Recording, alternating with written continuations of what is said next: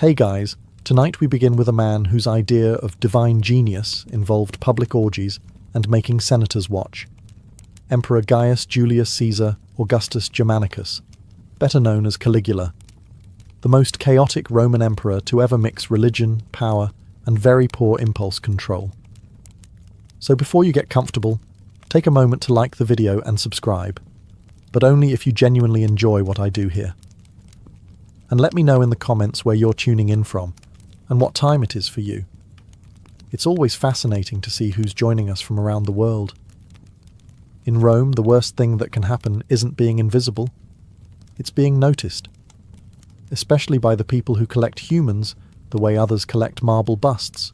You're minding your own business, probably polishing something that belongs to someone richer than you, when a man in uniform stops you mid-task. He looks you over the way a tax collector looks at a ledger. "The emperor requires attendance," he says. Not a question. Not even a sentence, really. Just a notification that your life has been updated without consent. Before you can protest, you're walking through the forum, surrounded by statues that all look like they're judging your posture. Vendors stare. Beggars mutter. Someone tells you to smile because it's an honor. You try, but your face refuses to cooperate. The Palatine Hill rises ahead like a promise and a threat. The imperial palace glitters in the sun, marble, gold, and enough self-importance to be visible from space. You're ushered inside. Everything smells expensive. The walls are painted with gods doing questionable things, which feels appropriate. They take your belongings, your tunic, your wooden comb, your coin for luck, and replace them with silence. A steward gives you new clothes, better food, and a long list of things you're never allowed to do again, starting with speak unless spoken to. It's all very organized, like joining a cult that pays in fear. Other attendants glance at you as you pass. Some smile, most don't. They've learned that expressions are a form of gambling. You hear rumors immediately that the emperor sleeps little, eats too much, and changes personalities more often than his sandals. You're advised to avoid eye contact, but not too much. He might think you're plotting something. Your new room has soft linen sheets and a view of the city, proof that luxury and anxiety can absolutely coexist. As you lie awake that first night, you hear music, laughter, and something that sounds like weeping. Maybe both. You tell yourself you're lucky. You tell yourself this is promotion, not punishment. But as dawn breaks over the marble rooftops, you realize something chilling. You've been invited to live inside power. And power in Rome always eats its guests. From the outside, the imperial palace looks like paradise with plumbing. You'd think a place with marble floors, golden ceilings, and its own indoor waterfall might inspire awe. And it does, right up until you realize every drop of that luxury was built on someone else's panic. The moment you enter, the air changes. It's perfumed, heavy, and polite, in the way venom is polite before it kills you. The halls stretch forever, lined with guards who stare straight ahead. Not because they're disciplined, but because looking anywhere else has consequences. You're shown the layout by a steward who could guide you blindfolded. He walks briskly, never slowing down, reciting rules like he's describing the weather. Don't speak in the emperor's presence. Don't look at the emperor unless he speaks. Don't breathe too loudly near the emperor. You start to wonder how anyone survives a full conversation here. The servants you pass move like ghosts, silent and precise. They don't make eye contact. They make eye avoidance into an art form. When one drops a cup, nobody gasps. Nobody helps. They just wait.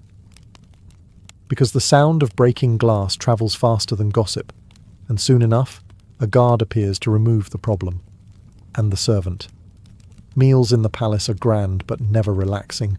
The food is perfect, the tension is not. Every bite is chewed carefully, because there's always the chance someone poisoned something, not out of hatred, but as a career opportunity. Even laughter feels dangerous. At night, the palace doesn't sleep. It simmers. You hear footsteps echoing through the corridors, muffled commands. and the low hum of people trying to exist quietly enough to survive. The Emperor's personal guards patrol constantly, their armor clinking like wind chimes made of bad decisions. Somewhere beyond the next wall, music plays. Flutes, lyres, voices singing praises you can't quite believe. You lie awake on your linen bed, staring at the carved ceiling, and realize something horrifying. The palace isn't built to protect the Emperor. It's built to protect everyone else from him. And as the torches flicker in the hallway, you understand the unspoken truth whispered among servants. In Caligula's palace, silence isn't peace, it's policy. You meet him for the first time on a day that smells like olive oil and overconfidence. Gaius Julius Caesar Augustus Germanicus, better known as Caligula, doesn't walk into a room. He arrives, like thunder pretending to be a man. His robe is purple, the royal shade reserved for emperors and people who like reminding everyone else they're not. The crowd of attendants lowers their heads as one, as if they're auditioning for a synchronized bowing team. You do the same, mostly because you enjoy breathing.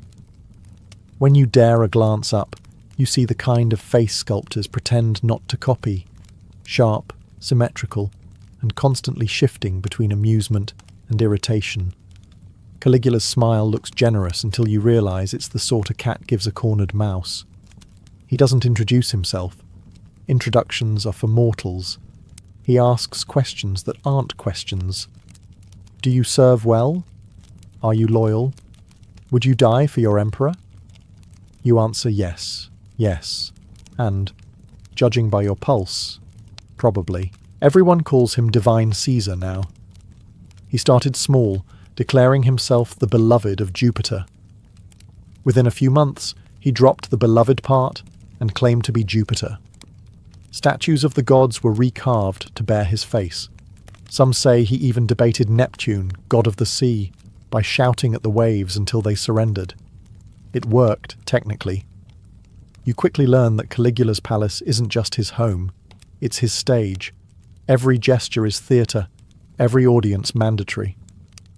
When he laughs, the entire court laughs. When he stops, the silence hits like a verdict. It's less a government and more a hostage situation with better catering. There are people who say he's brilliant, that his madness is just misunderstood genius. Those people are still alive, which probably explains their enthusiasm. The rest learned that disagreeing with a living god has a short career path. You leave the audience chamber dizzy, both from fear and from the sheer weight of the perfume in the air. Somewhere behind you, the Emperor is still talking, about glory, destiny, and something involving the moon. You don't know what any of it means. You just know one thing. Rome's most dangerous man now believes he's immortal. And unfortunately, you work for him. You don't sleep that first night. Not because anyone told you not to, but because you're smart enough to realize no one ever sleeps easily in Caligula's palace. When a guard finally appears at your door, you're halfway between panic and resignation. He doesn't speak. He just gestures for you to follow. His armor clinks in a rhythm that sounds like a countdown. You're led through hallways so polished they reflect torchlight like liquid gold, or like something waiting to catch fire. The palace at night feels different. The chatter is gone, the musicians silent, the marble echoing with only footsteps and whispers. Somewhere down another corridor, you hear laughter, the loud, unsteady kind that never ends well for someone. You arrive at a chamber guarded by statues of gods with judgmental expressions. The guard opens the door, and inside sits Caligula, lounging on a couch surrounded by food, wine, and half-asleep attendants who look like they're praying with their eyes open. He doesn't acknowledge you right away. He's busy telling a story to no one in particular about how he once talked to the moon, and it agreed he was divine. No one laughs. They've all heard this story before. When he finally looks at you, it's like standing too close to lightning. New, he says, as if identifying a piece of furniture. He waves a hand. Sit, eat, smile. You do all three, carefully, as though performing sacred rites. The food tastes like anxiety and salt. Caligula watches you eat with interest, as though measuring how fear affects digestion. Then, as quickly as he appeared, his attention shifts to someone else. He asks a senator to sing, a guard to juggle, a servant to dance. No one dares fail. You realize then that you're not in a dining hall, you're in a test. Everyone in the room exists to prove how entertaining survival can look.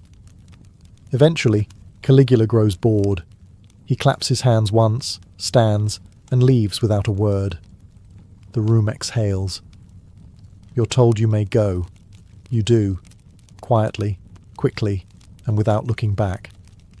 In any other household, you'd call it a strange evening.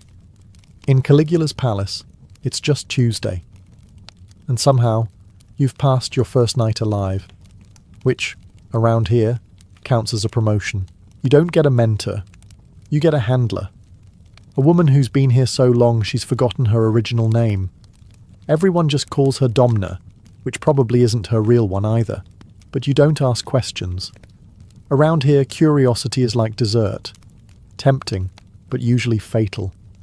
Domna doesn't shout or scold. She just points at things and explains how not to die near them. That tapestry. Don't touch it. It belonged to Tiberius. Caligula hates it. He keeps it there to hate it properly. Or, if he smiles at you, bow. If he laughs, stay still. If he stops laughing, start praying. Your training isn't about skill. It's about silence. You learn to walk without sound, stand without moving, and speak without meaning it. You practice smiling in a mirror until it looks sincere enough to fool a sociopath. By the end of the week, you can mimic cheerfulness like a professional actor trapped in a horror play. Meals are part of the education too. You're taught how to eat in front of nobles without making eye contact or chewing too audibly. Apparently, the emperor once executed a man for rude mastication. You don't even know what that means, but you stop enjoying food anyway. Sometimes Domna tests you. She'll drop a cup just to see if you flinch. You do, every time. Good, she says flatly. It means you're paying attention. You begin to understand that fear isn't a weakness here, it's currency. The more alert you are, the longer you last. At night, you share quarters with other attendants, all pretending to sleep while secretly listening for footsteps. Someone always mutters prayers. Someone else always cries. No one tells them to stop. That's considered teamwork. Once, you ask Domna how long she's served. She shrugs. 3 emperors, she says. 1 died naturally. You don't ask which one. You just nod, impressed by her continued existence. By the end of the month, you've learned how to anticipate orders before they're spoken. You've also learned that survival here isn't about loyalty. It's about accuracy. 1 wrong word, 1 wrong glance, 1 sigh too loud. And you're no longer part of the decor. You're part of the cleanup. Banquets in Caligula's palace aren't dinners. They're public endurance tests wrapped in gold leaf. The invitations alone are a death sentence written in cursive. Refuse and you insult a god. Attend, and you spend the night pretending you're having the best time of your soon-to-be-short life. You help prepare the feast, a spectacle so extravagant it could feed a small province, or at least one particularly determined senator. Tables groan under roasted peacocks, gilded grapes, and seafood hauled in from 3 seas, just to die expensively. The wine never stops flowing, though no one dares drink enough to forget where they are. The guests arrive in togas so heavy with embroidery they could double as armour. Senators, generals, poets, and a few people who have no idea why they were invited, all lined up like sacrifices disguised as social climbers. You move silently among them, pouring wine, refilling plates, and avoiding direct eye contact with anyone who looks powerful enough to ruin you for blinking incorrectly. Then, the emperor enters. The room stiffens. Caligula strolls in barefoot, wearing a crown of jewels and that unsettling half-smile that suggests someone, somewhere, is about to regret existing. He greets no one, yet everyone greets him. He doesn't eat. He observes, like a cat surrounded by nervous mice in expensive sandals. The entertainment begins. Dancers, musicians, poets reading verses that rhyme suspiciously with flattery. Caligula interrupts them constantly, offering suggestions that usually involve less clothing and more discomfort. Laughter ripples through the room. Brittle, desperate laughter that sounds like coins falling into a well. Sometimes he plays games. He'll point at a guest and demand they describe the divine beauty of Caesar. There's only one correct answer: unmatched. Anything less than religious awe earns a polite smile and a guard's hand on your shoulder. You've seen that smile before. It never ends well. As the night drags on, the air turns thick with perfume and panic. You keep your head low, your tray steady, your soul on standby. Around you, power and terror swirl together like smoke, intoxicating, suffocating, and impossible to escape. By dawn, the guests are gone, the music is over, and the tables are empty. Only the fear stays. It always does. By now, you've learned that Caligula doesn't host events. He stages productions. Everything in his world is theatre, and unfortunately, everyone is cast without consent. He calls it entertainment for the people. You call it a public relations disaster waiting for divine approval. But you don't get to name things here. You just appear when summoned and hope the next scene doesn't involve you. The emperor has decided that the palace should no longer be private. Rome deserves to witness its god in action. So, the gates open, the crowd floods in, and suddenly, your workplace has an audience. Senators stand shoulder to shoulder with bakers, children, and soldiers, all staring wide-eyed at the spectacle of wealth, wine, and people trying not to faint from stress. Everything is exaggerated. The decorations, the feasts, the flattery, even the applause sounds nervous. Musicians perform until their fingers cramp. Actors recite verses about Caligula's greatness, and every time someone calls him divine, he nods like he's just remembering it's true.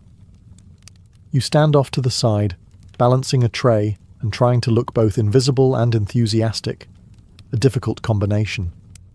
A senator accidentally spills wine on his robe. You can see the panic flash across his face. Within seconds, he's laughing and calling it an offering to Caesar. Caligula beams. Crisis averted. For now. Then come the reenactments. Historical scenes retold with the emperor in the starring role. He plays gods, heroes, conquerors, often all at once. The supporting cast is made up of whoever looks the most terrified. You've been lucky so far, but you know it's only a matter of time before you're handed a costume and told to look inspired. One afternoon, he stages a naval victory in the courtyard. There's no water, just blue cloth and imagination. He stands on a platform, shouts orders to invisible ships, and throws bread to the crowd, declaring it spoils of war. The crowd cheers, mostly because the guards are watching. When it's over, Caligula bows deeply, as if expecting thunderous applause from the heavens themselves. The crowd obliges. You clap too, not because you want to, but because you enjoy having hands. As you file back inside, you realize the truth. You don't live in Rome anymore. You live in a theatre where tragedy pays better than comedy, and where the curtain never closes. Serving Caligula is a bit like serving the weather. Bright sunshine one minute, thunderbolts the next, and if you complain, the lightning files a report. You wake up each morning wondering which version of the emperor you're getting today. Will it be generous Caesar, the one who tosses coins to servants and calls you his faithful friend? Or will it be Wrath of Jupiter, the one who throws furniture because someone sneezed during his lunch speech? You learn to read the signs, the tilt of his head, the length of his silence, the number of guards standing slightly too close. The palace becomes a living barometer. When Caligula laughs too loudly, people start saying prayers. When he's quiet for too long, they start drafting wills. Sometimes he's almost charming. He compliments your posture, asks about your health, even lets you eat warm bread instead of leftovers. You almost forget who he is.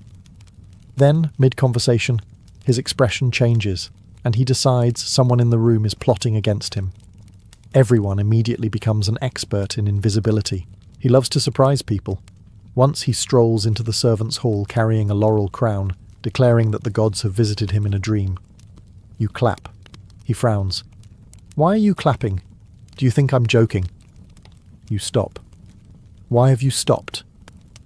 You realize this is less an emperor and more an interactive riddle with fatal consequences. On his calmer days, Caligula strolls the gardens feeding dates to peacocks and reciting poetry to statues.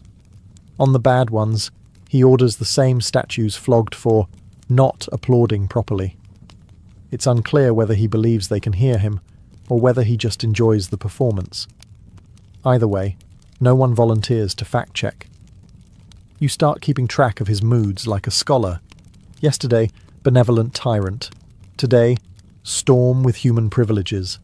The palace gossips call it divine inspiration. You call it Tuesday. By sunset, the day might end with music, wine, and laughter, or with guards dragging someone away for breathing suspiciously.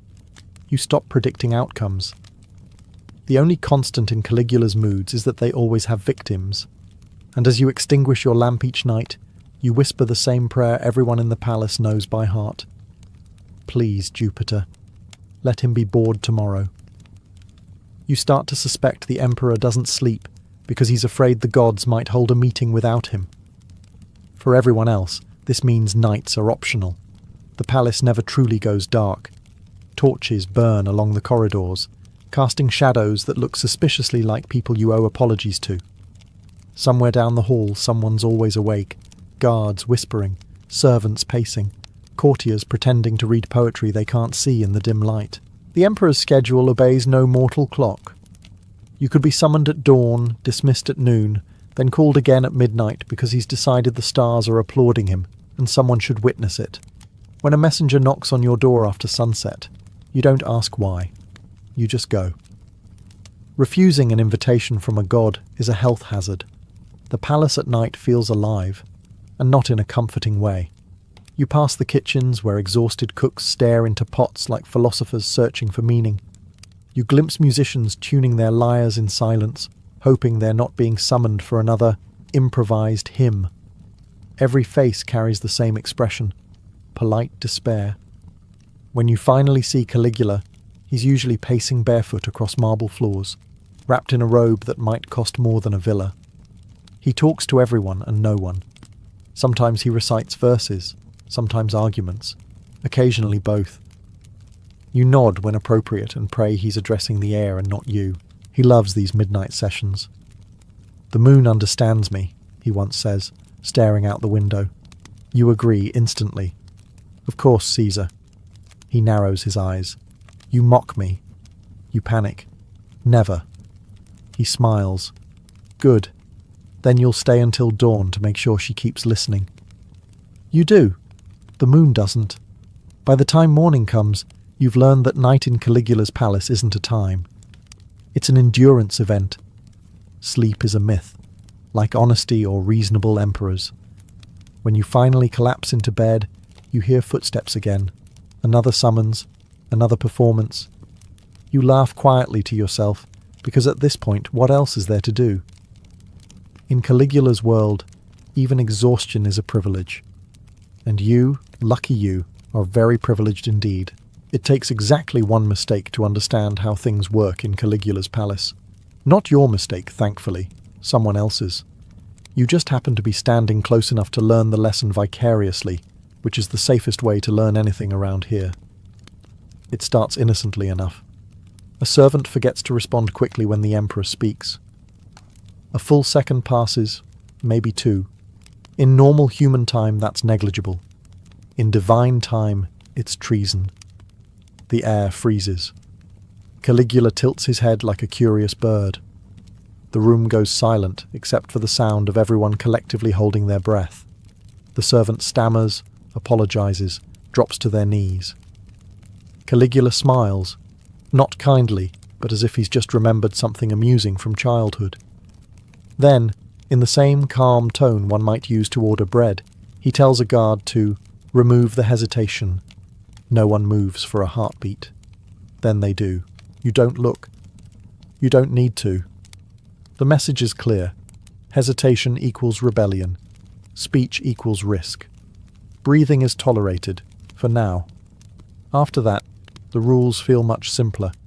When Caligula laughs, you laugh. When he cries, you cry. When he stares into space, you stare too, in case the space is looking back. You become fluent in survival. Every nod, bow and word rehearsed like lines from a tragedy you didn't audition for. Punishments vary depending on his mood. Sometimes it's public humiliation, sometimes banishment, sometimes a stern lecture about loyalty to divinity, which is somehow worse.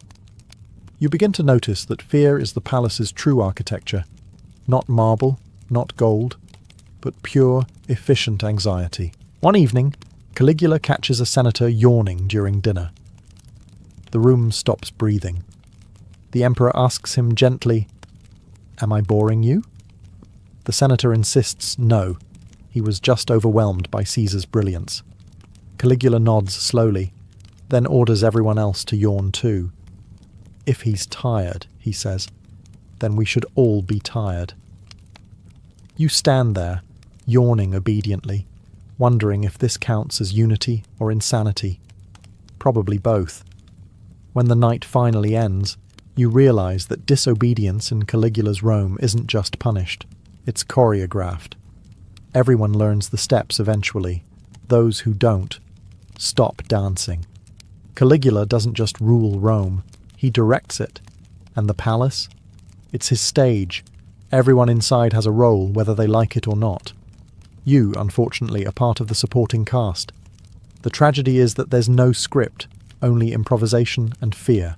The emperor adores performance. Music, poetry, speeches. But most of all, drama. He once said, "The people love theatre, so let them have it." He forgot to mention that his favourite plays are unscripted, and the actors are real. You witness one of his productions firsthand. The atrium is transformed into a makeshift theatre. Cushions for nobles, torches for mood lighting, and a platform where servants like you are told to recreate the glory of Rome. There's no rehearsal. There's no direction. Just Caligula sitting front row, smiling like an artist who knows chaos is art. The show begins. Someone recites a poem. Someone else pretends to be a general giving orders to invisible soldiers. Then Caligula interrupts, waving his hand. "Too dull," he declares. "Let's make it realistic." He starts assigning parts. Senators as soldiers, servants as enemies, and a few unfortunate souls as traitors. You quickly understand the rule. Realism means suffering, and applause is mandatory. The audience laughs nervously. A senator trips over his own robe. The crowd roars with exaggerated joy. Caligula beams, convinced he's created the next great Roman masterpiece. You stand there, frozen in the torchlight, hoping your turn never comes. When it does, he points to you.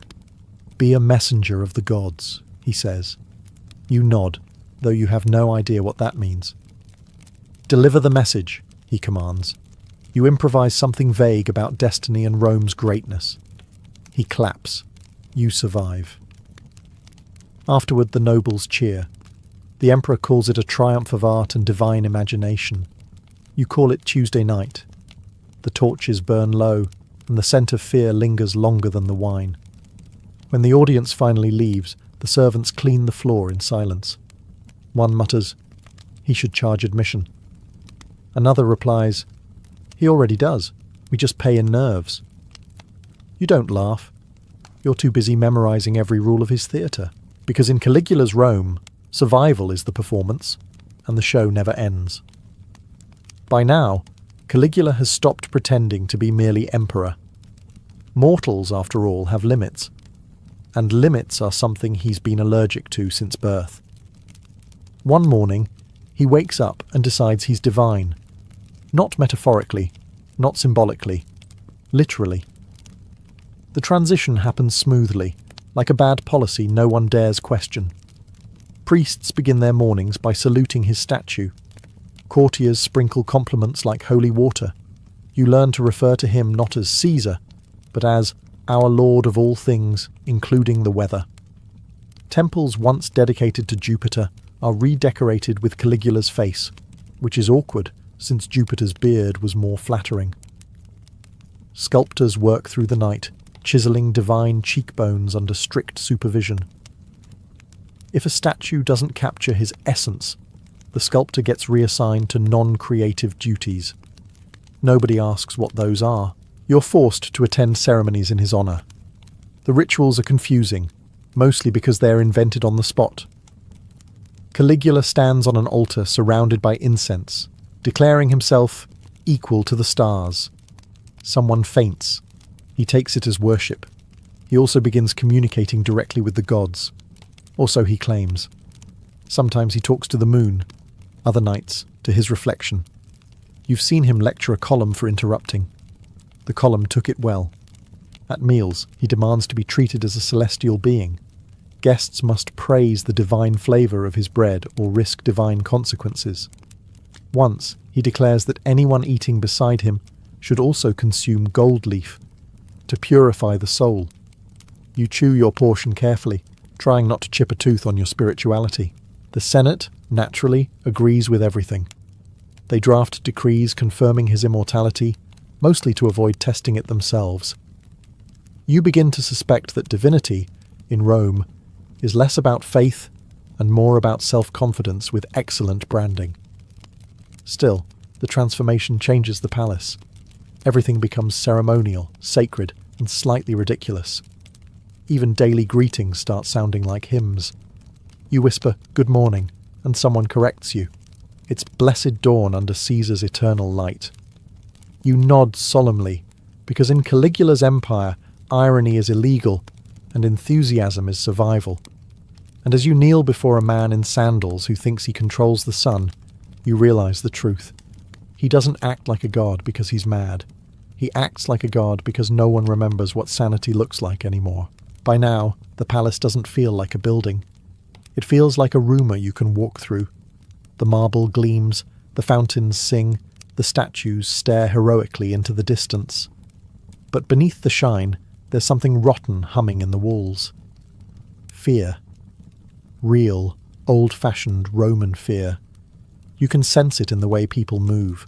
Courtiers glide instead of walking, as if sudden motion might attract divine attention.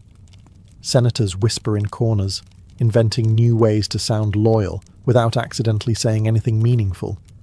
Even the guards have developed a kind of polite invisibility. You start to think that in Caligula's palace, invisibility isn't just useful. It's an art form. You've learned to listen more than you speak. The gossip here isn't casual. It's intelligence work. One wrong word can travel faster than plague. A compliment can be mistaken for sarcasm. Silence can be mistaken for plotting. You perfect a new conversational style, the nod and smile. It means nothing, which makes it perfectly safe. Everyone is pretending all the time. The senators pretend to respect him, the generals pretend to obey him, and Caligula pretends not to notice that everyone's pretending. It's an exhausting circle of performance, but the alternative involves considerably more swords. The palace feels heavier every day. The laughter sounds forced, the music off-key, and even the gold looks tired. You can't remember when anyone last spoke freely. The walls themselves seem to listen. Rumour has it the emperor had listening holes carved behind frescoes so he could eavesdrop. Or maybe he just told people that, so they'd police themselves. Either way, it worked. You start having dreams where you're speaking too loudly. You wake up sweating, apologising to the darkness. There's comfort in knowing you're not alone. Everyone's terrified in perfect synchrony. It's practically team spirit. Sometimes you catch your reflection in polished marble and hardly recognise yourself. You've learned the palace posture. Straight spine, careful smile, eyes that reveal nothing except mild admiration. It's the look of someone who intends to survive the week. And you just might. Because in Caligula's Rome, bravery doesn't mean facing lions. It means showing up to work, keeping your head down, and pretending marble doesn't echo the sound of your heartbeat. It begins like any other morning in Caligula's palace, which is to say confusing, loud, and mildly apocalyptic. The emperor is in high spirits, which usually means low survival odds for everyone else. You're polishing something shiny, pretending to look busy, when the rumour starts sliding through the corridors like spilled wine. The emperor's been attacked. At first, no one believes it. Caligula, attacked? Impossible. Gods don't get attacked. They get worshipped, flattered, and occasionally questioned, briefly, before being replaced. You assume it's another of his tests, one of those theatrical stunts he enjoys so much. But then you notice the silence. Real silence. The kind that doesn't happen in Rome unless something enormous has gone wrong. You follow the hush down the hallway, where guards are standing awkwardly. Too still, too pale. The scent of iron hangs in the air. The great marble corridor that once echoed with orders and laughter now echoes with nothing at all. Someone whispers, "It's true. The god bleeds." And suddenly, Rome changes. You catch glimpses through doorways, shattered cups, crimson footprints, a robe abandoned like a fallen flag. The Praetorian guards, his own protectors, are the ones who did it.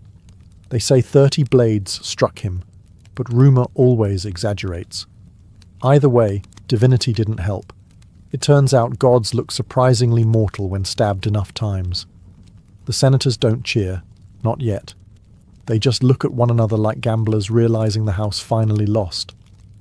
The servants freeze, unsure whether to mourn or celebrate. You stand there, still holding a silver tray, thinking, so that's it. That's how empires change.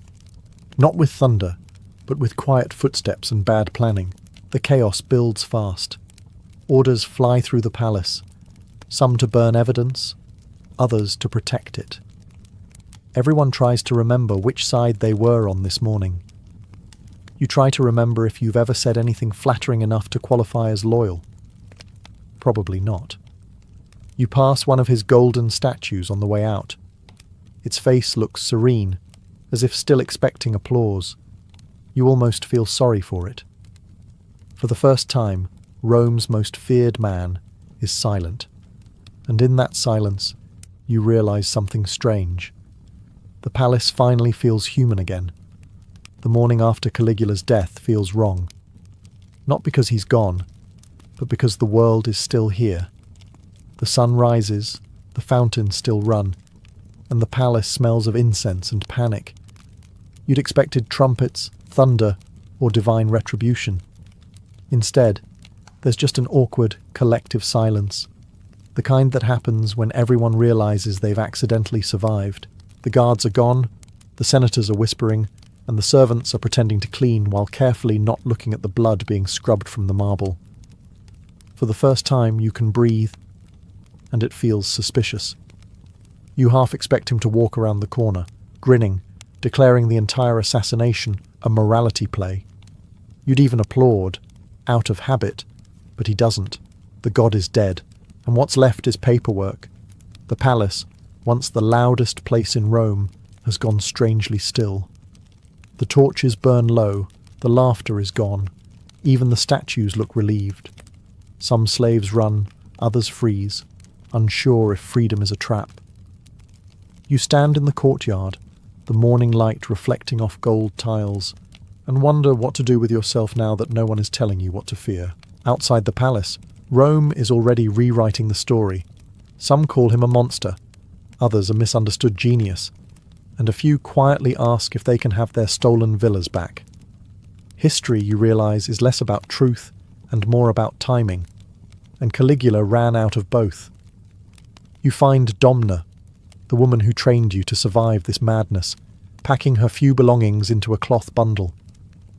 "It's over," you say. She doesn't look up. "Nothing's over," she replies. "Rome just changes the name of the fear." She's right, of course. Freedom in Rome doesn't mean safety. It means uncertainty with better scenery. Still, you step outside the palace gates for the first time in months, and the sunlight feels different. Lighter. Real. You're not free from the empire, but you're free from its cruelest god. You turn back once, looking at the marble monument that consumed so many lives. It's beautiful, horrifying, and quiet. For the first time, truly quiet. And in that silence you realize you've survived history. In Florence, power did not rise from cathedrals or council halls. It began in the bedroom. The Medici, masters of both money and manipulation, understood something far deeper than economics. Desire was the most reliable currency in the world. Long before they ruled Tuscany, they ruled whispers. They knew that a scandal, properly controlled, could elevate a name faster than any banker's ledger or papal blessing. And within the perfumed chambers of Palazzo Medici, love, lust, and ambition merged into one unstoppable force. Cosimo de' Medici, the dynasty's founding patriarch, cultivated respect in public and influence in private. To the church, he was a pious benefactor. To Florence, a shrewd financier. But behind closed doors, his family's survival depended on strategic seductions, carefully chosen mistresses, and discreet arrangements that tied noble families together through flesh as much as faith. The Medici didn't simply marry for alliances. They seduced for information, bought loyalty with affection, and used beauty as their hidden weapon. By the time Lorenzo the Magnificent inherited this legacy, Florence itself had become a theatre of passion. Artists painted Madonnas, while courtiers whispered about mistresses. Priests blessed marriages during the day, then confessed to sins of the flesh by night. In this world, hypocrisy wasn't a flaw, it was policy. Every liaison had a purpose, every affair a shadow agenda. The Medici made sure of it. Mistresses became ambassadors. Illegitimate children became diplomatic gifts. A lover's betrayal could destroy a rival's reputation faster than poison. Even the Vatican, supposedly a bastion of virtue, was not immune. The Medici courted cardinals with the same skill they used to seduce duchesses. Florence's moralists condemned them from the pulpit, yet those same preachers dined on Medici gold and secretly envied their influence. The city's gossip mills turned their escapades into legend. But to the Medici, reputation wasn't something to protect. It was something to weaponize. A public scandal, if well timed, could distract enemies, redirect attention, or even earn sympathy. Sex was never just pleasure. It was a transaction, a negotiation, a chess move, and the Medici played it better than anyone. In Florence, where beauty and power were inseparable, the bedroom became the true throne room of the Renaissance. When Lorenzo de' Medici married Clarice Orsini in 1469, Florence expected a union of virtue and grace, a pious noblewoman from Rome, bound to its most brilliant patron. But behind the carefully staged wedding feast and the golden procession through the city, the truth was far more strategic. Lorenzo hadn't married for love, he married for leverage. The Orsini family brought ancient prestige and papal favour, the kind of influence the Medici could never buy with florins alone. In Renaissance politics, marriage wasn't sacred. It was a contract inked in perfume and deceit. Clarice Orsini, raised in a convent and trained in obedience, soon discovered that her husband's affection was divided between her and Florence itself. Lorenzo's mistress, Lucrezia Donati, was the city's most whispered-about woman. Her beauty was immortalized by poets and painters, but her true power lay in her proximity to the magnificent. Letters between them hinted at tenderness, but also at manipulation. For Lorenzo, love was an art form, one that could soften rivals, flatter enemies, and inspire loyalty. Clarice endured it all in silence. In public, she played the devoted wife, hosting religious feasts and shielding the family's image of virtue. Behind the scenes, she wielded her own quiet power, writing letters to Rome, currying favour with bishops, and ensuring the Medici name remained respectable even when her husband's desires strayed. Her restraint, her piety, became another Medici weapon. While Lorenzo seduced Florence, Clarice seduced the church. Their household reflected this duality, half monastery, half masquerade. Priests dined alongside poets, nuns whispered confessions to courtesans. The walls of Palazzo Medici echoed with madrigals, debates, and secrets. Florence adored Lorenzo's charisma, but trusted Clarice's morality. Together, they formed a paradox the city couldn't look away from: the magnificent sinner and the sanctified wife. When foreign ambassadors came to dine, they weren't just observing Renaissance hospitality, they were watching theatre. Lorenzo's charm disarmed, Clarice's composure reassured, and both concealed the cracks in the Medici facade. Their marriage wasn't just a union, it was performance politics. And every touch, every smile, every carefully staged scandal served a purpose. In the Medici world, love was never blind.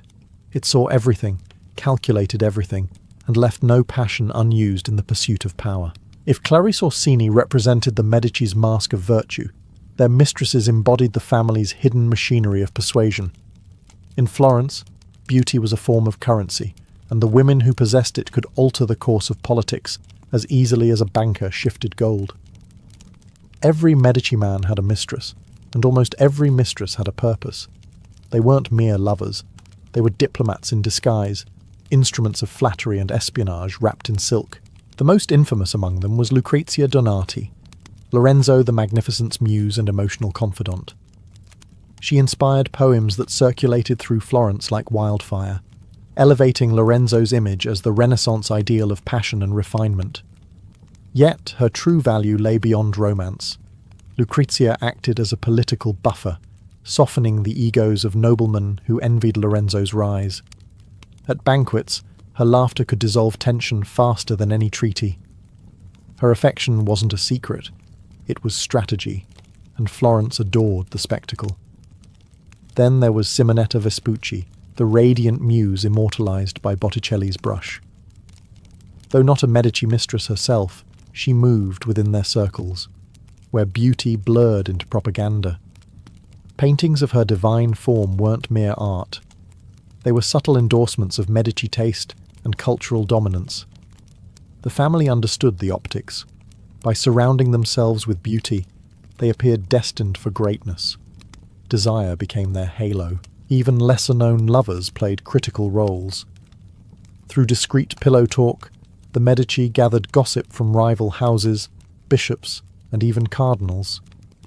Their women became the unseen couriers of state secrets, smuggling influence through affection. A whispered promise in the dark could be worth more than a papal decree. But this sensual diplomacy had consequences. As Florence grew obsessed with its ruling family's indulgence, moral backlash stirred. The Dominican preacher Savonarola thundered from the pulpit, denouncing the Medici's courts of sin, warning that God would not be mocked by flesh and vanity. His sermons turned lovers' whispers into weapons. Still, the Medici did not retreat. They knew the truth. Power required both saints and sinners. Their mistresses might have tarnished reputations, but they also built empires. Through them, the family controlled hearts, alliances, and narratives. For the Medici, pleasure was never private. It was public policy, painted in flesh tones and sealed with a kiss. In most noble houses, an illegitimate child was a stain to be erased. But for the Medici, bastards were assets. Every child, legitimate or not, could be moulded into a political tool. Their bloodlines were less about purity and more about potential. In a world where alliances shifted with every papal whisper, even the so-called wrong sons and daughters could be turned into pawns in the Medici's sprawling chess game of power. Cosimo de' Medici had set the precedent. Family came first, but only if it served the dynasty. By Lorenzo the Magnificent's time, this unwritten rule had evolved into strategy. Illegitimate sons were placed in the clergy, groomed for cardinal hats, or sent to manage distant estates where their loyalty would strengthen Medici reach. The women were married off to lesser nobles, ensuring that even distant cousins of the family carried Medici blood and influence into other courts. One of the most striking examples came later, with Giulio de' Medici, the illegitimate son of Lorenzo's brother, Giuliano. Born from a fleeting affair with a woman of uncertain origin, Giulio could have been discarded as a family embarrassment. Instead, he was raised under the family's wing, educated among princes, and eventually ascended to the papacy as Pope Clement VII. It was the ultimate proof that for the Medici, sin could be sanctified if it was useful. Florence, ever the gossiping city, was fascinated. The Medici didn't hide their bastards. They elevated them. Artists painted them, poets praised them, and chroniclers pretended not to see the scandal. The people admired this brazenness, perhaps even envied it. In a world of strict morality, the Medici flaunted their defiance and somehow made it look divine. Of course, the church squirmed. Popes and bishops publicly condemned their unholy unions, yet secretly courted Medici favour.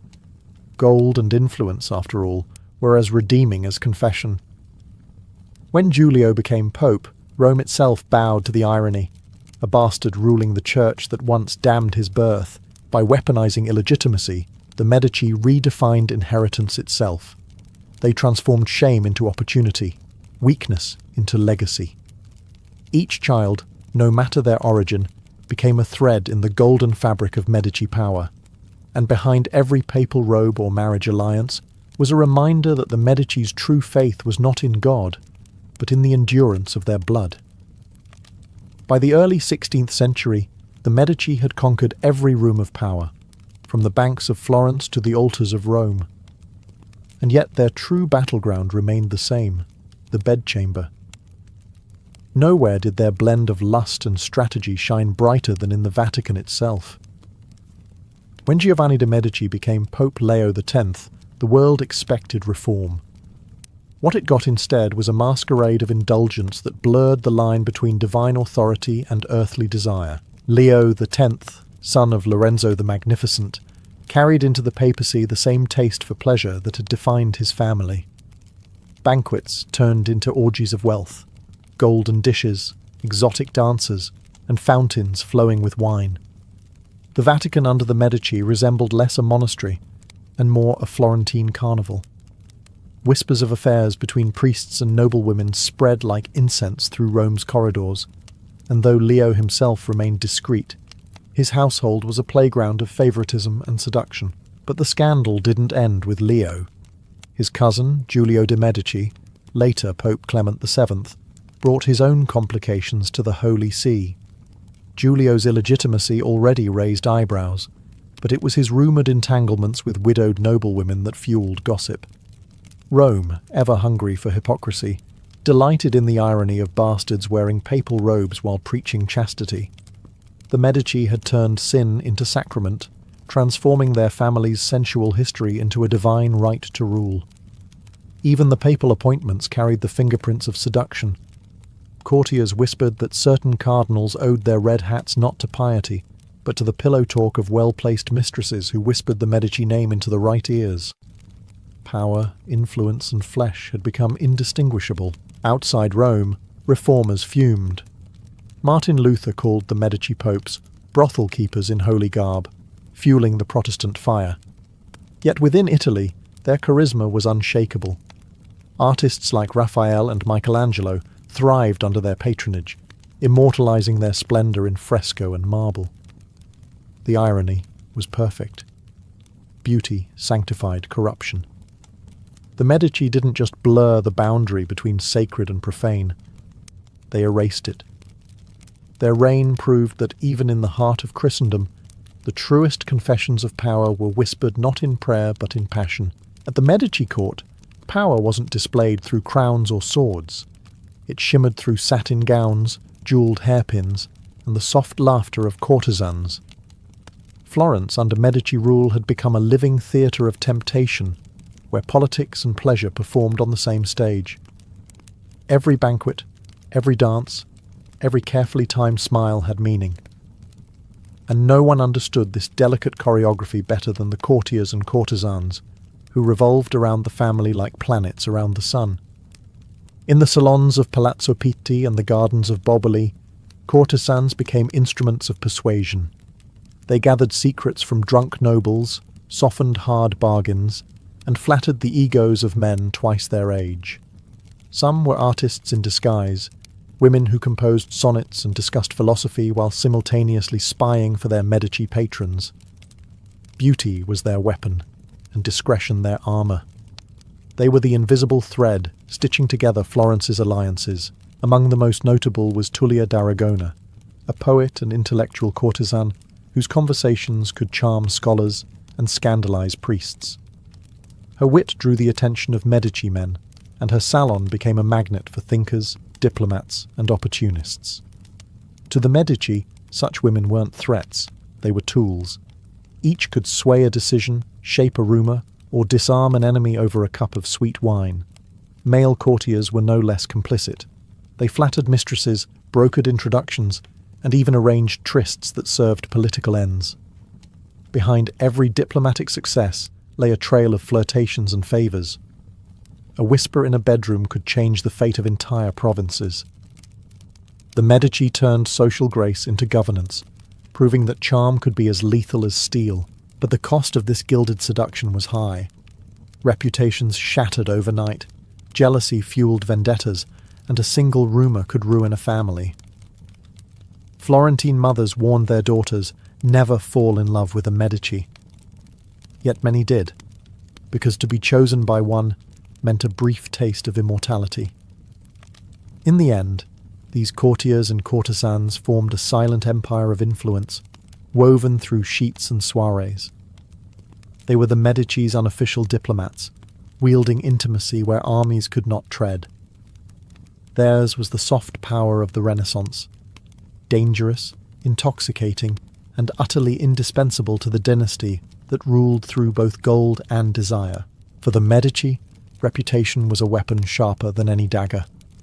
Florence's crowded streets buzzed with gossip, and every rumour, true or false, had the potential to crown or crush a dynasty.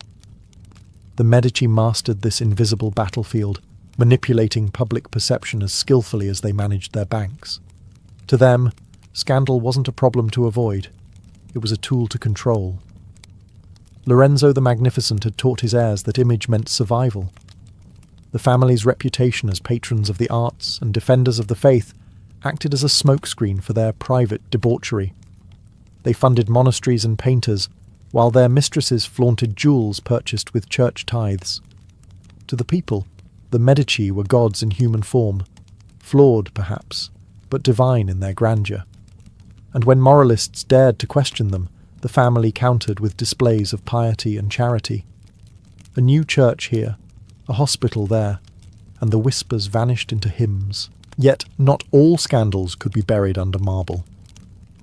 When Cardinal Giovanni de' Medici was accused of fathering a child, the Vatican held its breath. Rather than deny the claim, the family spun it into legend. Even the holiest men, their allies said, cannot resist the fire of Florence.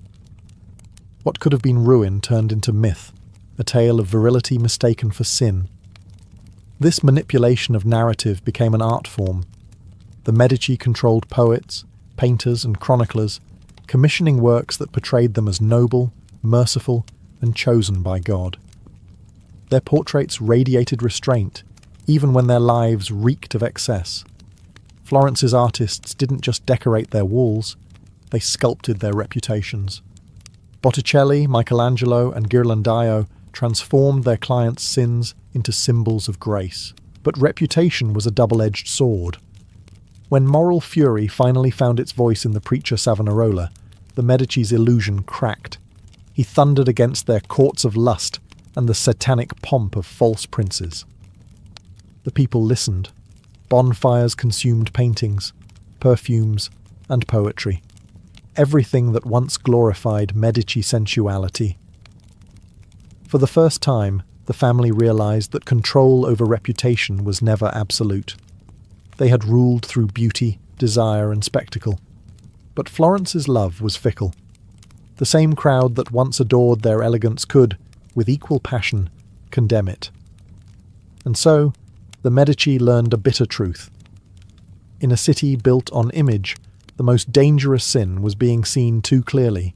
By the late Renaissance, the Medici had perfected a skill no army could match, turning love itself into a weapon of diplomacy. Every kiss, every marriage, every discreet affair was calculated for advantage. In their world, affection was never private. It was political currency. Florence might have been ruled from the Palazzo Pitti, but its fate was often decided in bedchambers draped with velvet and secrets. Catherine de' Medici, perhaps the family's greatest political prodigy, carried this philosophy to France. Married to King Henry II, she arrived in Paris as an Italian outsider, mocked for her accent and her modest dowry. But Catherine was a Medici. She knew that power was rarely inherited. It was seduced. While her husband's heart belonged to his mistress, Diane de Poitiers, Catherine played a longer game. She endured humiliation with a smile, biding her time, studying her rivals. When Henry died, Catherine's patience paid off. As Queen Mother, she wielded power through her sons, her daughters, and a network of calculated marriages. She turned her children into political arrows, marrying them into the ruling houses of Spain, Austria, and the German principalities. Her daughter, Marguerite de Valois, became infamous for her beauty and her lovers.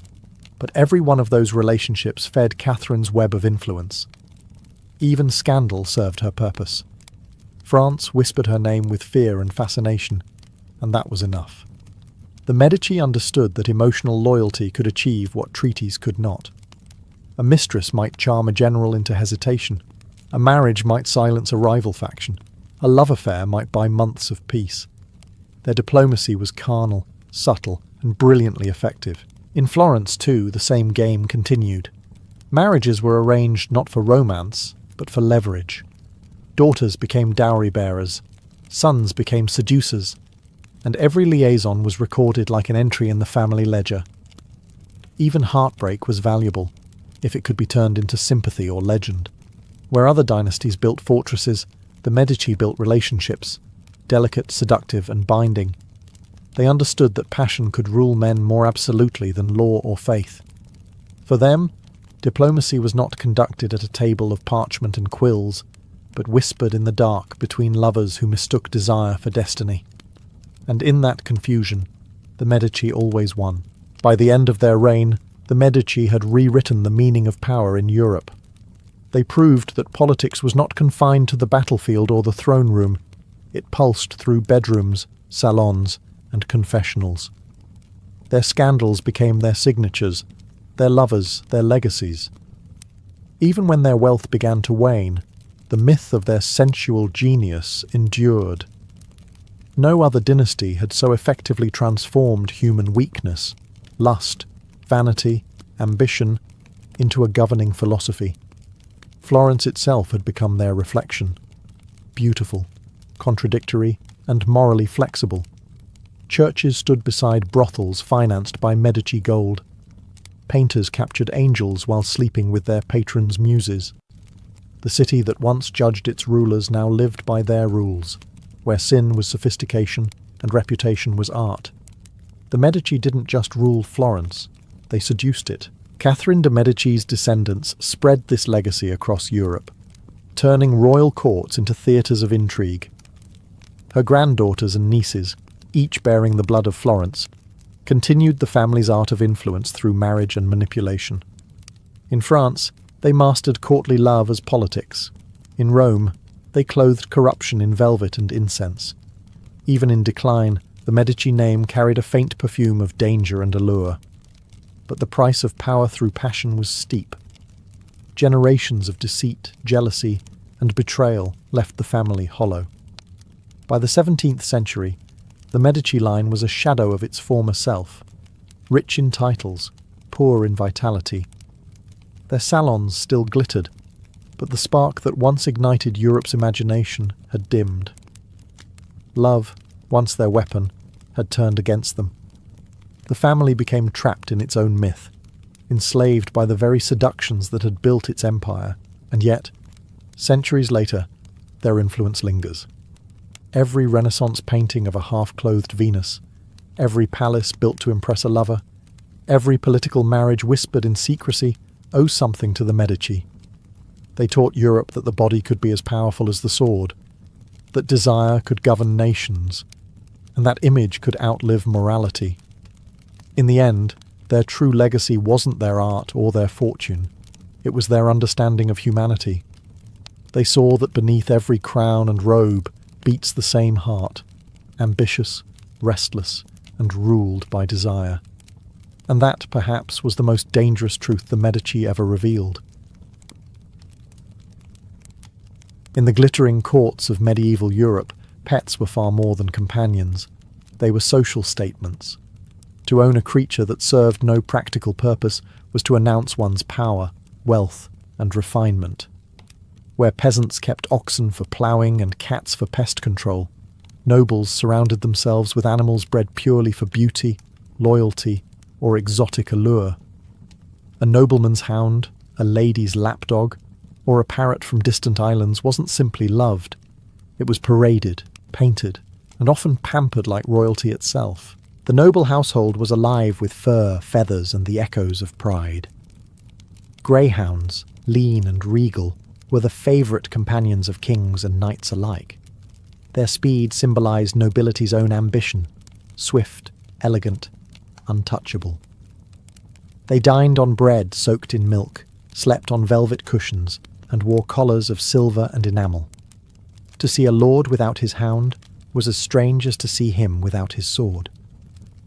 These dogs were living emblems of aristocracy, trained not only for the hunt, but to display grace beside their masters in portraits and feasts. For noble women, smaller dogs were the fashion of affection.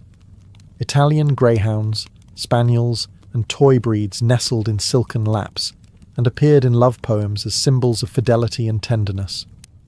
When a lady wept, her dog was allowed to share her tears. When she died, her portrait often included the same faithful creature resting beside her tomb. In a society that prized control and appearance, these animals were one of the few acceptable outlets for genuine emotion. Beyond dogs, the rare and exotic defined elite tastes. Monkeys arrived from Africa and parrots from the Levant, carried along trade routes that only the rich could afford. They fascinated the medieval imagination. A monkey in a jewelled harness could amuse guests or scandalise priests who saw in its mimicry a reflection of human sin. Meanwhile, cats, often maligned by superstition, found safe haven in monasteries and noble libraries, where they guarded manuscripts from mice. Even they, in some households, wore tiny bells to signify ownership and status. In the medieval mind, to command the loyalty of beasts was to mirror divine order itself. The nobility saw their pets as reflections of heaven's hierarchy, obedient, elegant, and entirely devoted to those born to rule. Among all the creatures that graced the halls of medieval nobility, none held a higher rank than the greyhound. Sleek, swift, and impossibly elegant, it was not merely a hunting dog, it was a symbol of lineage. To the medieval mind, the greyhound embodied every quality a noble should possess: loyalty, courage, restraint, and grace. The saying went, "Gentlemen are known by their hawks, their horses, and their hounds." And no hound spoke louder of refinement than this one. Hunting was the theatre of nobility, and the greyhound was its star. These dogs were bred for the chase, not the kill. Their purpose was not to tear flesh, but to run with breathtaking speed, their bodies stretched like arrows across the fields. A nobleman would ride out at dawn, his retinue behind him, with his greyhounds running before the horses, each motion a display of wealth and discipline. The kill itself was secondary. The spectacle of control, coordination, and breeding was what truly mattered. But the greyhound's prestige extended far beyond the hunt. They followed their masters into halls, chapels, and even courts. Monarchs were painted with greyhounds at their feet, their lean forms a silent testament to nobility and virtue. The dog's loyalty became metaphorical, knighthood embodied in fur. It was said that a greyhound would starve beside its master's grave rather than seek a new hand to feed it. In life and in death, the dog's devotion mirrored the chivalric ideals of service and faithfulness. Sumptuous care reflected their elevated status. They dined better than most peasants, fed roasted meats, white bread, and cream. Their collars were embroidered with pearls and silver thread, often bearing the family crest. It was not uncommon for a noblewoman to commission a miniature portrait of her favourite greyhound, or to have its likeness carved into her tomb. Even religion gave the animal its due. In medieval bestiaries, Greyhounds were used as allegories for the soul's pursuit of righteousness, forever chasing the divine. To harm one was not merely an insult to a nobleman, it was a social crime, punishable by heavy fines or even imprisonment. To own a greyhound was to possess motion made noble, a living reminder that even in an age of swords and sanctity, elegance could still run on four legs. If the greyhound was the nobleman's pride, the lapdog was the noblewoman's heart. In castles scented with incense and lavender, these tiny creatures were more than companions. They were extensions of grace and gentility. Small enough to fit in a sleeve or rest on a cushion, they lived lives of luxury that rivaled their mistresses. To cradle one in your arms was to signal refinement, sensitivity, and delicate breeding, the very virtues that defined high-born femininity in the medieval world. The breeds most adored were spaniels, toy poodles, and Italian greyhounds, each chosen for its beauty, obedience, and docile temperament. They were bred to sit quietly in chambers while their owners embroidered or read prayers, to warm cold hands in draughty manners, and to entertain guests with their delicate tricks. Chroniclers noted that noblewomen even took them to bed to ward off chills. Physicians of the time encouraged the practice, claiming that the gentle warmth of a dog's body could draw illness away, a superstition that gave comfort a scientific excuse. But the lapdog's importance wasn't just domestic, it was social theatre. A lady's pet reflected her personality. The gentlewoman who carried a calm, elegant dog was seen as virtuous. The one who spoiled a yapping, overfed companion risked mockery. At court, dogs were dressed in ribbons, tiny bells, and sometimes even miniature velvet garments. A lady arriving at a feast with her lapdog perched in her arms was making a statement of wealth more subtle and more charming than any jewel she wore. Some dogs became famous in their own right. Queen Isabella of Castile's little spaniels accompanied her on campaign, and King Charles's beloved toy breeds later inspired an entire lineage named after him. When a lady's dog died, its passing was mourned with genuine tears. Some were buried in miniature coffins or depicted in memorial paintings at their mistress's feet, symbols of love, loyalty, and status that even death couldn't erase. Poets, too, saw lapdogs as metaphors for devotion. In courtly love, they represented perfect obedience, a living reminder that affection, like nobility, demanded discipline. To the medieval lady, her pet was not simply a plaything, but a trusted confidant in a gilded cage of etiquette. Small, silent, and endlessly faithful, the lapdog ruled the private world of women just as the greyhound ruled the fields of men. If the lapdog ruled the boudoir, the falcon ruled the sky. No symbol of nobility was more prestigious or more perilous than the art of falconry. It was not merely a sport, it was a ritual of power, patience, and mastery over nature. A nobleman's worth was often judged by his skill in commanding these fierce, beautiful creatures. The falcon was the living embodiment of control, wildness tamed by aristocratic will. Every social rank had its bird. Kings and emperors flew gerfalcons, the largest and rarest of all, imported at great expense from the Arctic. Dukes and earls might keep peregrines, while lower nobles handled kestrels or merlins. The rules were so strict that manuals were written to define who could own what. To possess a bird above one's station was considered an act of arrogance, a breach of the social order itself. But for those entitled, falconry was a mark of refinement. The training of a hawk required gentleness, endurance, and a steady hand, qualities seen as noble in both man and beast. A falconer's life was one of intimacy and ritual. The bird ate from his hand, slept in his chamber, and rode on his wrist, hooded in leather trimmed with gold. Some nobles spoke to their hawks as equals, believing them to possess almost human understanding. They were fed delicacies, raw meat soaked in wine, and treated by specialized veterinarians called Austringers. When sick, they were prayed for, as though they were knights fallen in battle. The spectacle of a falcon returning from the sky to its master's call was a deeply political image. Monarchs staged hunts as public performances of divine authority. When a king extended his arm and the bird landed, it symbolized the universe itself, yielding to his command. The falcon became a metaphor for disciplined power, majestic yet obedient, wild yet loyal. Even noble women partook in the art. Queens and duchesses were often painted with small merlins on their wrists, proof that grace and dominance could coexist. A falcon on a lady's arm told the world she possessed courage beneath her silks. In a realm where every gesture was steeped in meaning, the falcon stood above all, a living crown, soaring proof that the nobility could command even the wind. While hounds and falcons embodied the virtues of Europe, the true measure of a noble's curiosity and wealth lay in the exotic creatures they imported from distant lands. To own a monkey or a parrot in the medieval world was to possess a living miracle. These animals were proof that one's influence extended beyond the known world, touching the mysterious realms of Africa, India, and the East. Monkeys were especially fashionable among the aristocracy of the 15th century. They were mischievous, clever, and irreverently human, qualities that both amused and disturbed medieval sensibilities.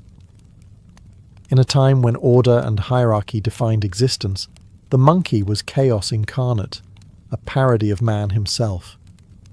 In illuminated manuscripts, they often appeared dressed in tiny clothes, pouring wine, stealing fruit, or mocking priests.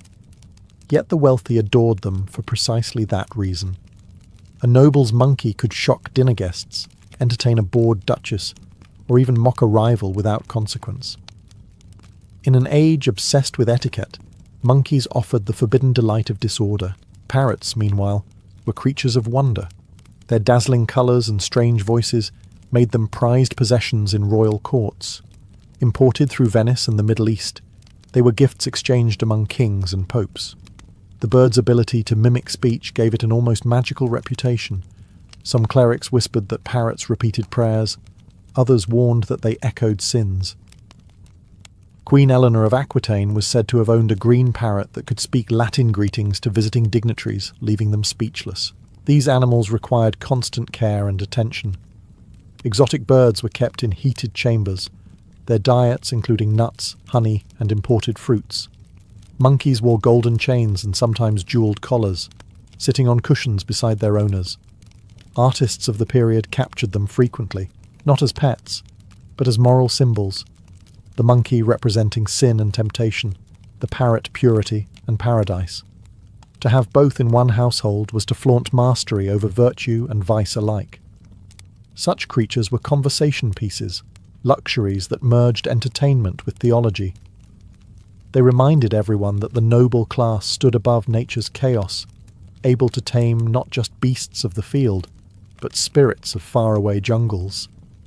The monkey's grin and the parrot's call were the exotic laughter of empire, echoing through marble halls. Amid the grandeur of falcons and greyhounds, another creature lived quietly in the shadows of the medieval world: the cat. To the nobility, cats were paradoxes wrapped in fur, adored as protectors, feared as omens, and admired for their mysterious independence. Unlike the loyal dog or the obedient falcon, the cat obeyed no one, which made its affection all the more coveted. In monasteries and noble libraries, cats served a practical purpose. They guarded priceless manuscripts from mice. A cat sitting upon a scribe's table was not a pet, but a silent sentinel, its eyes glowing in the candlelight as it kept vermin from gnawing at sacred pages. Some monasteries even recorded their cats in inventories, describing their colours and temperaments with as much detail as they did their relics. One surviving Irish poem, written by a monk about his cat, Pangur Bán, captures the gentle companionship between scholar and feline, a rare glimpse of warmth in an austere world. In noble households, cats were valued differently. The ladies of the court adored them for their elegance and grace, mirroring their own. Aristocratic cats wore jewelled collars and bells to mark their ownership, lounging on embroidered cushions beside their mistresses. Their sleek, self-contained nature appealed to a class that valued refinement over affection. Yet this sophistication came with a shadow. Medieval superstition linked cats, especially black ones, to witchcraft and the devil. While noble-born cats might be treasured, those owned by the poor were often burned in rituals meant to ward off evil. It was an age where beauty and fear coexisted. Still, many rulers defied the superstition.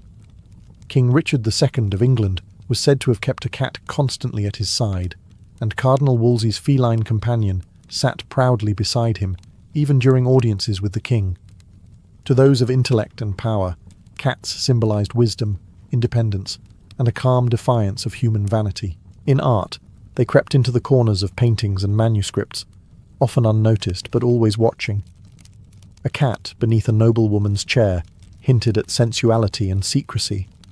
Beside a scholar, it represented contemplation. The cat's quiet reign in noble households was subtle yet enduring. Where dogs obeyed and falcons impressed, the cat simply existed, enigmatic, essential, and utterly untamed, ruling the medieval hearth with a silent, unblinking grace. No animal defined the medieval noble quite like the horse. It was more than a means of transport or war. It was a declaration of class, power, and dignity. To be a noble without a horse was unthinkable, almost scandalous. Horses were, in every sense, the living thrones upon which medieval status was mounted. Every rank had its steed.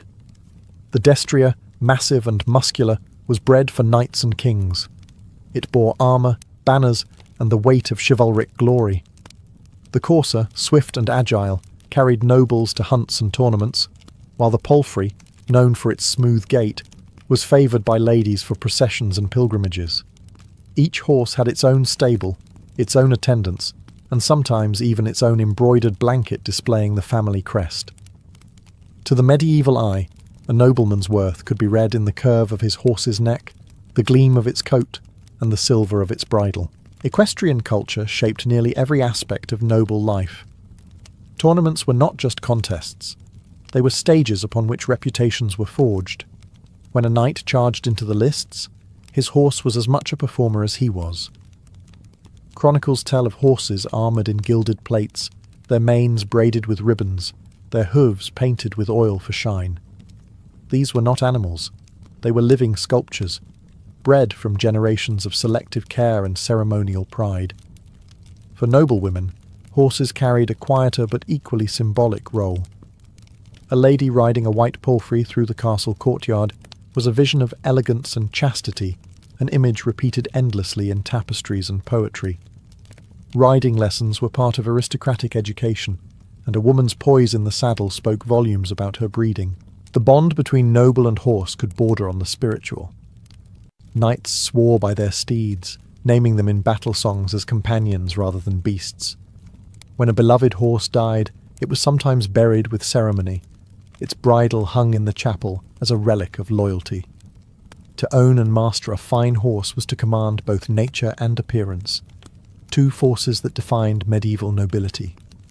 The horse was strength disguised as grace, power wrapped in beauty, and for centuries it stood as the most noble of all companions, one that could carry its master's pride to heaven or ruin.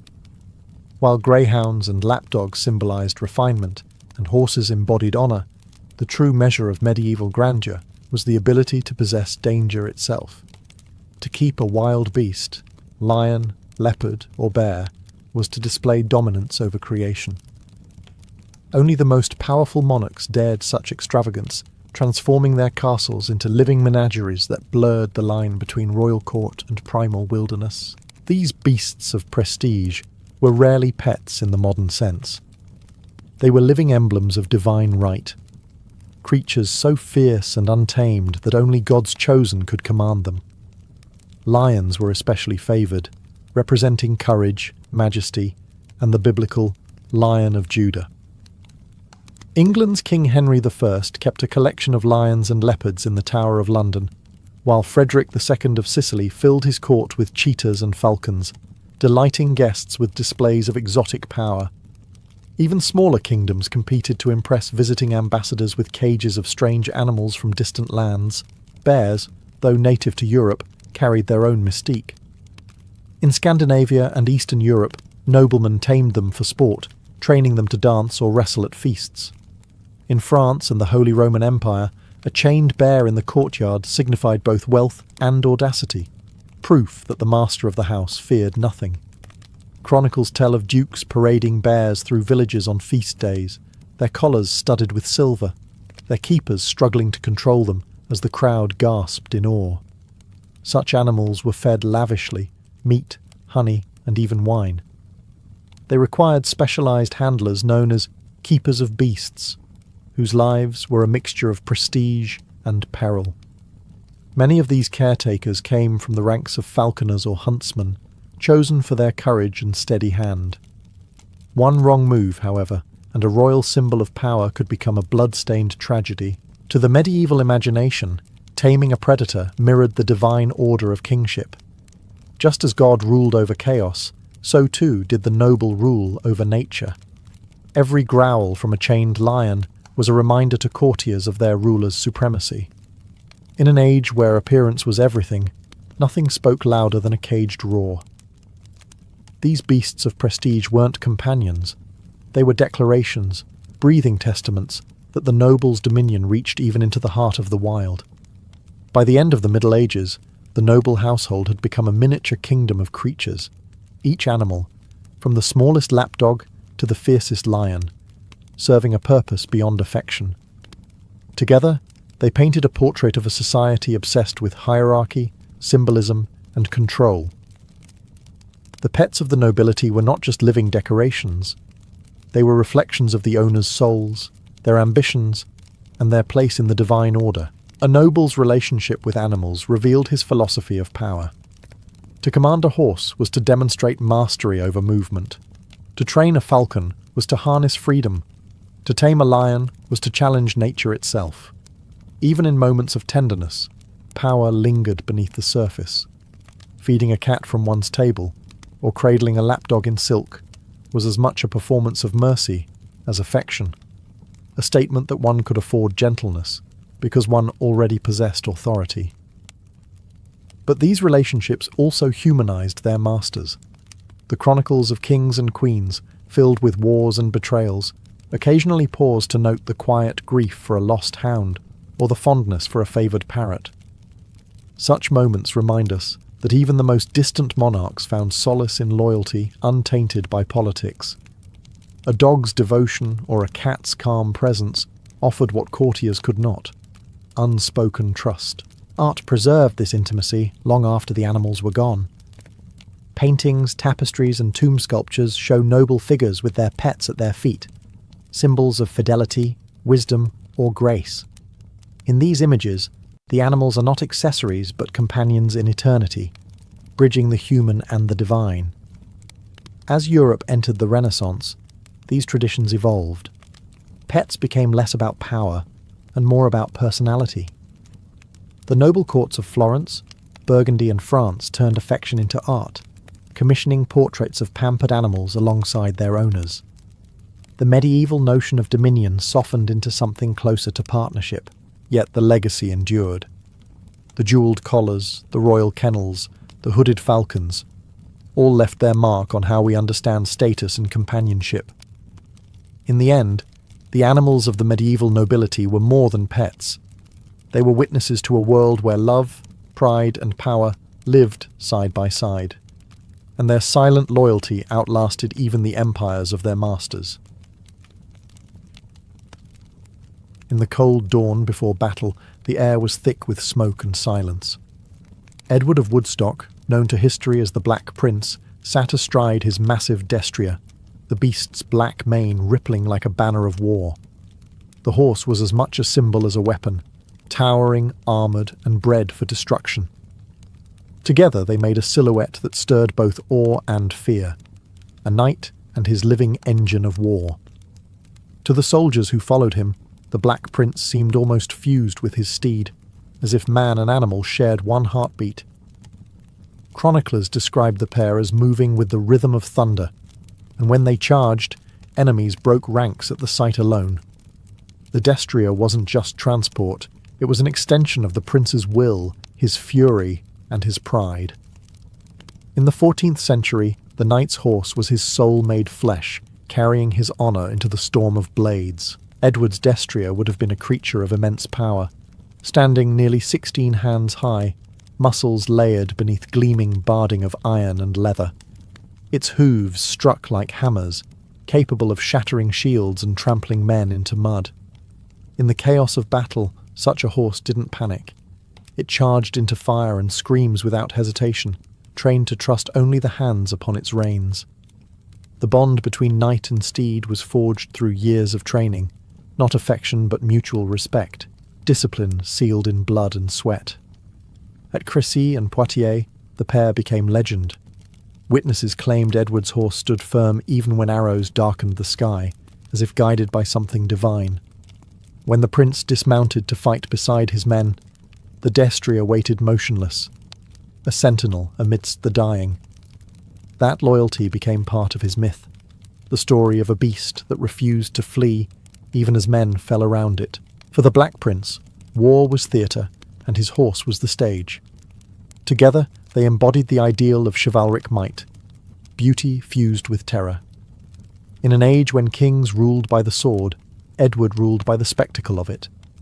His destrier wasn't just a creature of battle, it was the echo of empire itself, breathing, charging, and bleeding beside him beneath the crimson banners of England. Before the Black Prince ever took the field, his warhorse had already lived a lifetime of preparation. A medieval destrier was no ordinary beast. It was the product of bloodlines older than kingdoms, bred with scientific precision in royal and monastic stables. These horses were forged from the best of two worlds, the raw power of northern stock and the fiery spirit of southern breeds.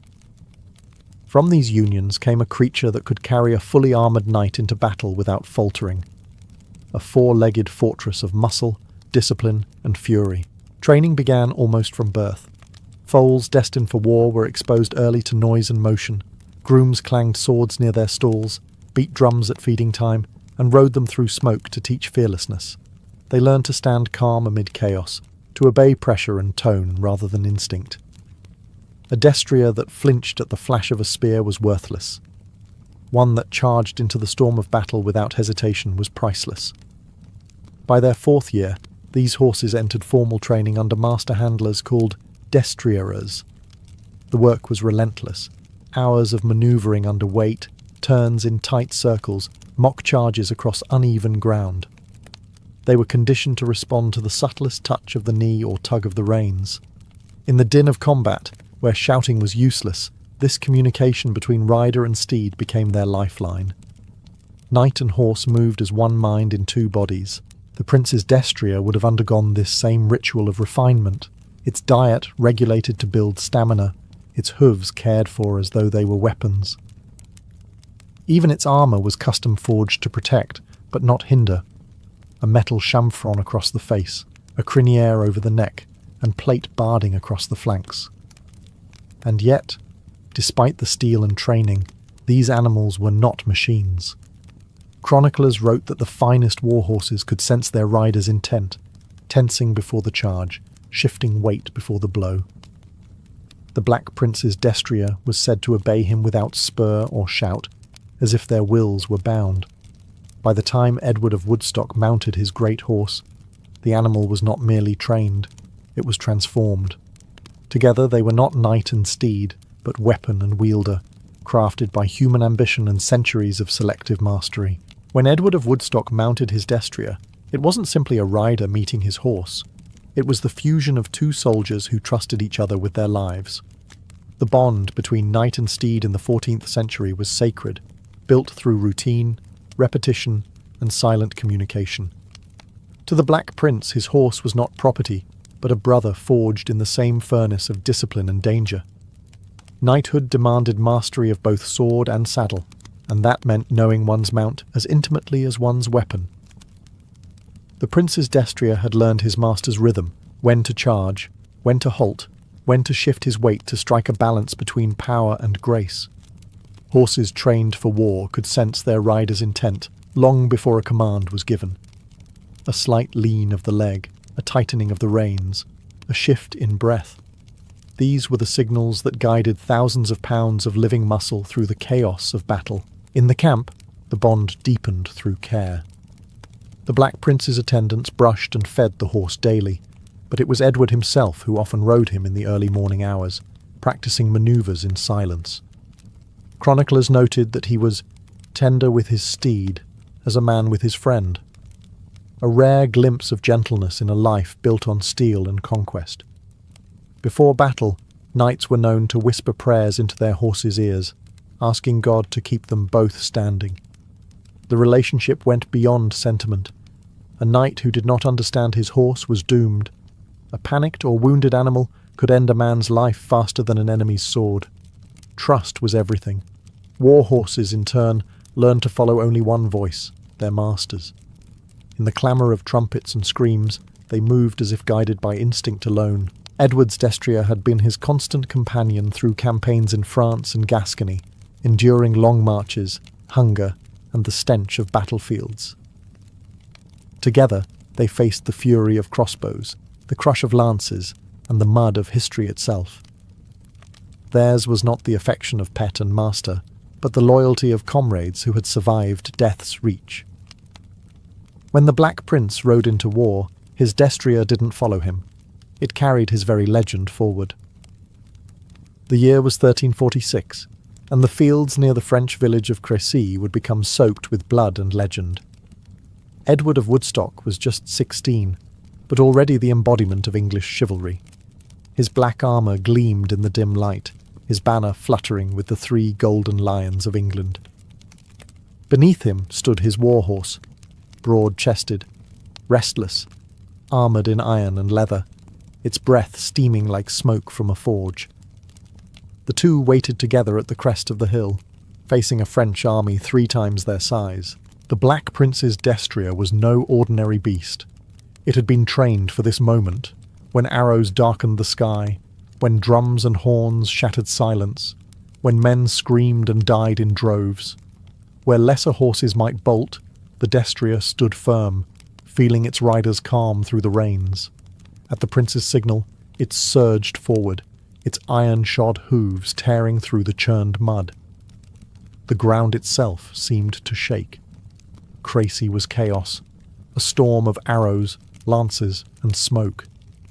English longbowmen rained death from the hills, but when the French cavalry charged uphill, the Black Prince met them head-on. His destrier barreled into the enemy line, crashing through armour and flesh alike. The horse's momentum turned the prince's sword into an executioner's blade, cleaving men as easily as grass. The destrier reared, kicked, and trampled, its barding dented, its flanks splattered with blood, yet it never broke stride. Eyewitnesses later wrote that the prince fought most fiercely, and his horse did bear him bravely, though many struck at the beast. Twice the destrier was wounded, and twice it rallied, driven not by fear, but by faith in its rider. When the French knights surrounded them, Edward dismounted to fight on foot, his horse standing above him, snorting and stamping, guarding its master as though it understood the stakes. By nightfall, the battlefield was a graveyard. Thousands of French knights lay dead or dying. The Black Prince and his destrier stood among the survivors, their armour dented, their bodies soaked in mud and blood. It was the horse's endurance as much as Edward's courage that turned Crécy into legend. From that day, man and beast were spoken of together, symbols of English might, bound by iron, honour, and an unbreakable will. 10 years after Crécy, the Black Prince rode again, older, wiser, and even more feared. The year was 1356, and the fields near Poitiers would test not just his tactics, but the endurance of the great destrier that had carried him to glory before. The English army, weary and outnumbered, faced a massive French force led by King John II. The air was thick with humidity and the smell of damp armour. Once again, the prince's black horse pawed at the ground, sensing what was coming. Edward's strategy relied on terrain. He positioned his men behind hedges and vineyards, forcing the French to fight uphill. His destrier stood beside him like a sentinel, armoured with metal plates that glinted through the mist. As trumpets sounded, the prince's calm voice carried through the line, "Steady, wait for them to come to us." Even the horse seemed to obey, breathing slow and deep, its nostrils flaring with anticipation. When the French cavalry advanced, the thunder of hooves echoed across the fields. The prince's destrier responded instantly, charging into motion as if released from a bowstring. The ground shook beneath the weight of armoured beasts colliding. The Black Prince fought from horseback, cutting through chaos with terrifying precision, his sword arcs guided by the destrier's rhythm. Each time the horse reared or pivoted, it opened a path for its rider to strike.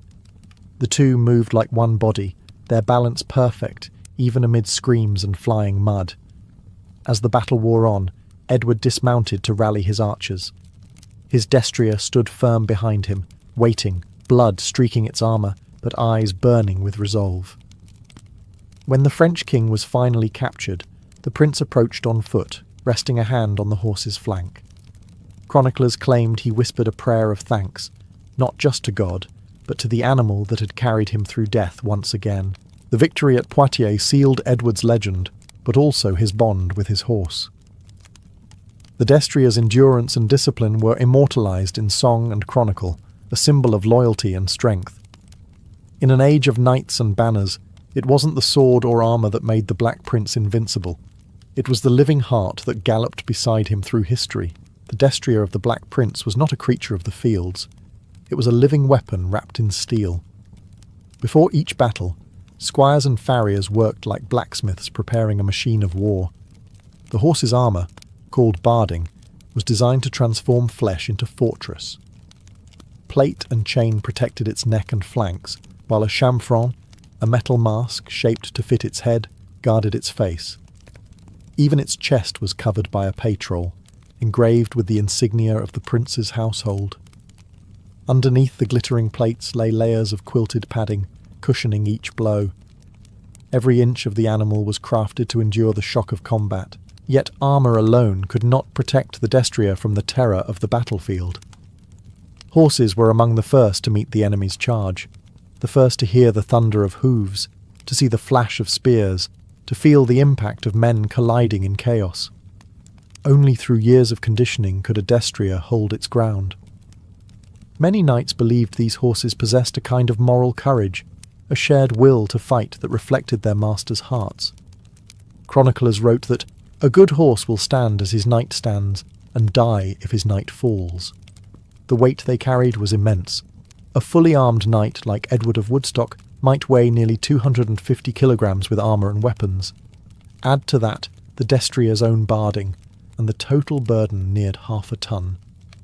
And yet these animals moved with astonishing grace, able to turn sharply, rear, and even leap when commanded. Their training blurred the line between instinct and command. They fought as much with discipline as with muscle, but war took its toll. Horses were often wounded by arrows or lances, tripping over corpses and armour in the mud. The Black Prince's destrier reportedly survived multiple campaigns, its scars becoming part of his legend. After battle, the animal was tended like a knight, washed, bandaged, fed wine-soaked oats, and allowed to rest on fresh straw while priests gave thanks for both man and beast. In the chronicles of the 14th century, the Warhorse stood not below the knight, but beside him. It bore his sins, shared his triumphs, and carried his name into eternity. Proof that even in an age of iron, nobility could have 4 legs and a heartbeat. In the 14th century, chivalry was more than a set of ideals. It was a theatre of honour, and the knight's Warhorse played a starring role. The bond between Edward of Woodstock and his destrier embodied the very essence of the code: courage, loyalty, and grace under pressure. A knight's conduct was judged not only by his valour in combat, but by how he treated his horse. To abuse or neglect such a creature was to disgrace one's name. To cherish it was to prove oneself worthy of command. The destrier represented everything noble society revered, strength tempered by obedience. When the Black Prince rode through the ranks before battle, his men saw not just a warrior, but an image of perfect mastery. The horse walked proudly, hooves sinking into the earth like the measured beat of a drum, its armour catching the sun. Every motion conveyed discipline. It did not flinch at banners, horns, or the roar of men, because it had been conditioned to mirror its rider's poise. The spectacle inspired confidence. Knights fought harder, knowing their commander and his steed moved as one will. Chroniclers tell that the prince refused to strike his horse in anger, even when it faltered. He believed, as many knights did, that these animals possessed a soul touched by divine purpose. Priests blessed horses before campaigns, sprinkling holy water over their heads. When a destrier fell, squires knelt beside it, whispering prayers for its rest, as though for a fallen brother. The line between human and beast blurred in the shared code of honour and endurance. Horses even featured in the rituals of knighthood. At dubbing ceremonies, a young squire's first mount symbolised his new responsibilities, his rise from servant to protector. The gift of a destrier was more sacred than any sword. It was a reminder that mastery over power required compassion. For Edward of Woodstock, this ideal was lived, not spoken. His destrier's loyalty reflected his own chivalric image, a warrior who led by example rather than fear. Together, they became the living emblem of medieval virtue, man and beast, both armoured, both fearless, bound by trust instead of chains. In their partnership, the knight's code found its truest form, not in words, but in the rhythm of hooves on sacred ground.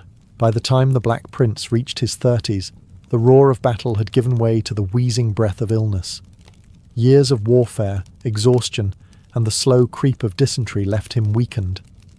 But even as his body failed, his warhorse remained his constant companion, a symbol of the vigour that had once defined him. Chroniclers noted that the prince, even when too frail to stand unaided, would still ask to see his destrier brought from the royal stables.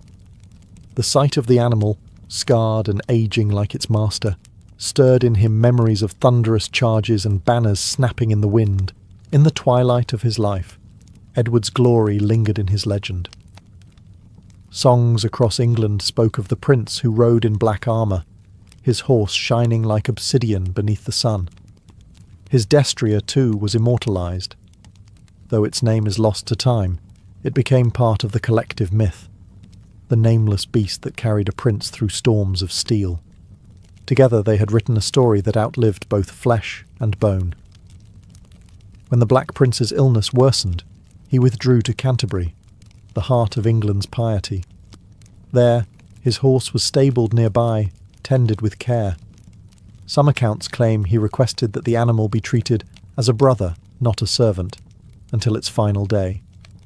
Knights who visited him said he often spoke of his campaigns, but always ended his recollections with mention of the horse that had never faltered beneath him. "A man's honour," he said once, "is the sum of those who bear him faithfully." When Edward of Woodstock died in 1376, at just 45, his destrier reportedly survived him only a short while. It was said to have refused food, standing restlessly for days, as if searching for the sound of its master's voice. Whether fact or legend, the story captured the soul of their bond, the loyalty that transcended language, species, and war. The tomb of the Black Prince in Canterbury Cathedral still bears his armour and effigy, his sword at his side, his spurs beneath his feet. But in the imagination of history, it is incomplete. For somewhere, invisible but eternal, the shadow of his great warhorse still stands beside him, silent, watchful, and ready for one last charge into memory. Long after the Black Prince and his destrier had turned to dust, their legend thundered on through the ages. Chroniclers, poets, and artists transformed them into symbols of everything noble and terrible about medieval war. Together, they embodied the ideal union between human ambition and animal strength, a harmony forged in the chaos of the battlefield and sealed by loyalty. Theirs was not a tale of mere conquest, but of companionship, discipline, and the strange beauty of shared purpose. The Black Prince became the model of knightly virtue for generations to come, but behind his fame stood the silent hero that history seldom names, the warhorse that bore him through Crécy, Poitiers, and every trial in between. Without that living foundation of courage and muscle, the prince's victories would have remained dreams. Chroniclers understood this, often writing of Edward and his horse in a single breath, as if the two were one being, man made will, beast made motion. War horses across Europe came to be bred and trained in imitation of his destrier. English knights sought mounts of similar size and spirit, creatures capable of both fury and restraint. The great horse became the enduring symbol of knighthood, echoing through tournaments, parades, and royal ceremonies for centuries. Even in the calmer days of the Renaissance, when guns replaced swords, painters still depicted knights on towering destriers.